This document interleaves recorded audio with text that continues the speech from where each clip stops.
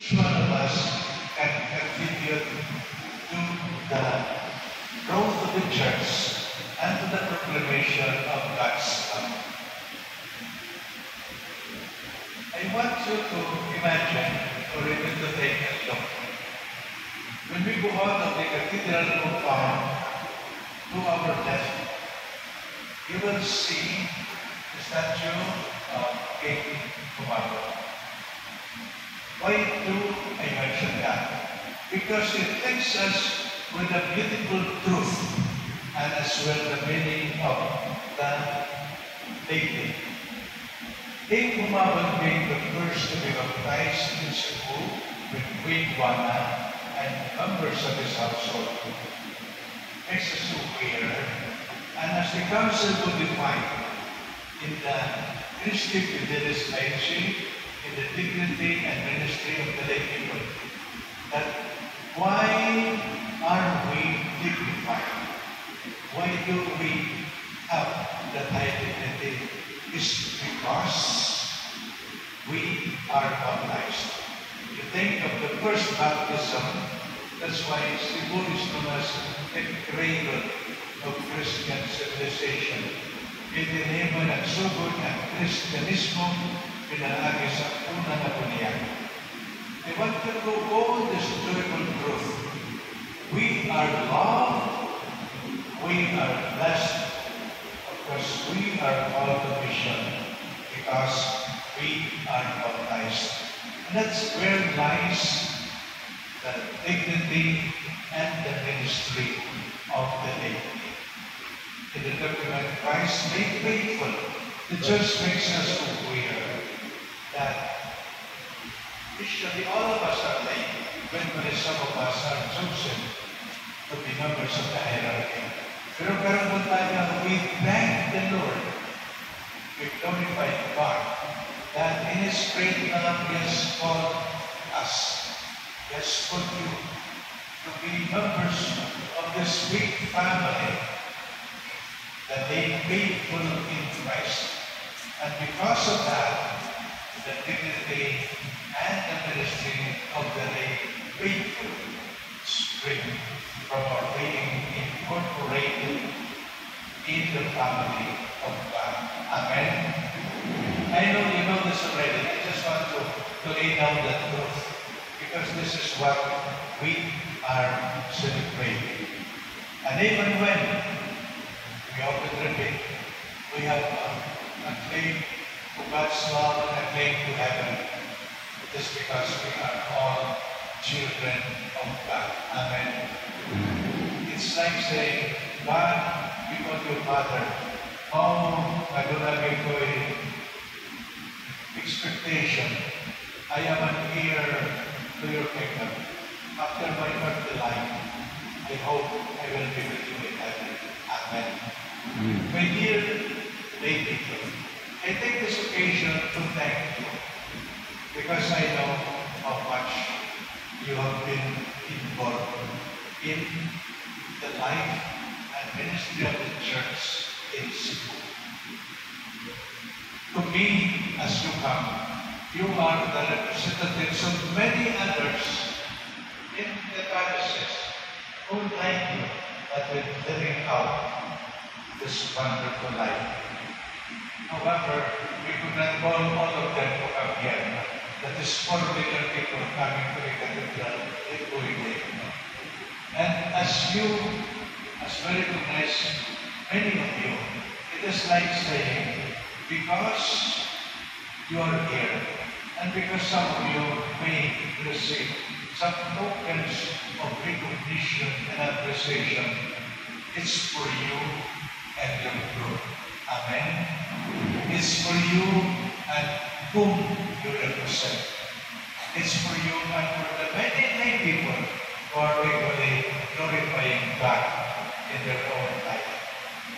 Pero, we can only accommodate with you. You are the representatives of many, of thousands who are on overs and have been part of the journey of the Church of Cebu these past years. And so today, just to underline a few more things as we proceed with the Holy Mass. The document reminds us, precisely as lay the first calling is to realize, I like this, that we are like vine attached, we are like branches attached to the vine. Jesus is the vine, and we are the branches. And so the first exhortation is to remain with the vine, to remain and to be holy, because we are attached to the Holy God.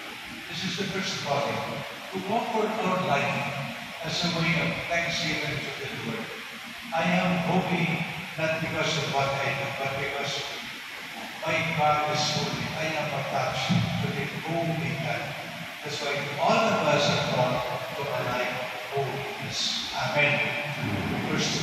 Second, the lay faithful, as we are also reminded, is our first two places to sanctify the world, to make this world holy, to make our family holy, to make our surroundings holy. Meaning, because we are holy, it's like contaminating our family, our surroundings holy, to make this world a better place to live in.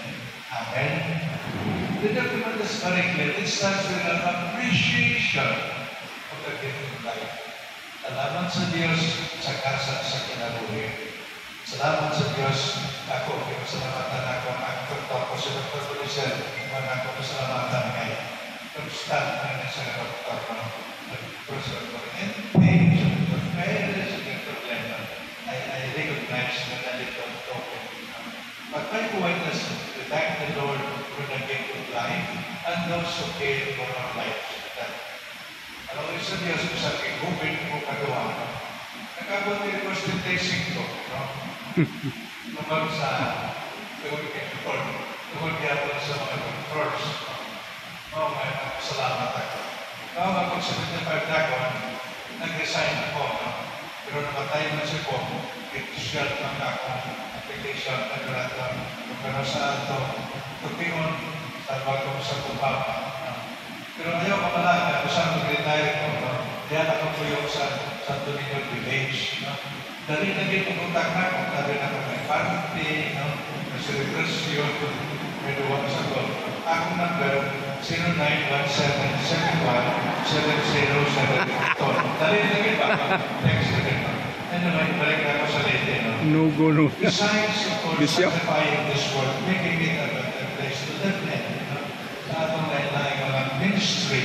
Retired naman. We have various ministries to coordinate our various efforts. This is why I'm very grateful to our Council of the Lady. Kinanay ba? Kinanay sa atong personal, sa atong family, sa atong community. We know that we are called to the task of evangelization and the task of transformation of society. You know what I'd like to make mention is, pagkanay, and then we know we can collaborate and coordinate with the many associations and movements. Maybe sa parish, maybe sa different councils, PPC Finance Council, but also if you belong to the charismatic group, if you belong to the Marian group, if you belong to the Mayor's Devotions, if you belong to the Third Order, no? Dahil lahat mga grupo na mas ma-coordinate na ito ang atong mga ministry, for which I thank you very much. I know in our journey through life again, if we work, because as we mentioned, sa atong paganda yung trabaho, if we maybe this will remain a dream. But if we dream and work as a community, which we are doing, we do believe it will become a reality. So dito tayo. I know, as I did mention, after this, after the Mass will be recognizing the many ministers, the many work, the many affiliations. I repeat, whether popular devotion, charismatic, Third Order, Mama Mary, o sa parokya, hindi tanan atong trabaho. We continue the journey with that faith. Kung ang pinagaan kita ni Lord, pinagaan kita ni Mama Mary, we do believe the future of course should be the future of continued blessing. At it was a theme of hope, no matter what. O kanyang pagtao, ganito siya. Why? Because it is founded in the love of God. At the faithful Romans chapter 5, because the Lord loves us, nothing can ever separate us from the love of God. Pagpaapag kita tayo mga utang, kung sa pagpagal ni Santo Lima Mary, kung atong mga santos na pagpagal. Paglaon kita, kung magkay ang atong mga pagkandoy, sumala sa kagustuhan sa Diyos. Mas muna ako, on a personal note, nagkakayang salamat because I know through the years you have been the faithful ministers of the Lord. Lay people, Christian Fidelis Leipzig, who have been proclaiming the love and mercy of God, knowing that He loves us and knowing that He calls us to share His love to others. Inyong tanan, mas muna ko, nagkakayang salamat at tumani huling in the broadcast and the atong misa, thank you as well. Sa suporta sa pag-ampon, sa suporta sa pagkinabahay, sa suporta sa pag-ampon with the blessing the Lord has given us. Let's hope, let's pray for the church, for the life, for the day of Jesus who came, not to serve, but to serve. And yung tanan, mas muna ko, nagkakayang salamat. God bless us all. Amen. So, mato ang pamahayag sa atong Subospo o si Palma. Nag-appeal naman yung pag-retire atong iyang panugon. So, mana, salamat sa itutunod ng atong YouTube channel, Polypore Official.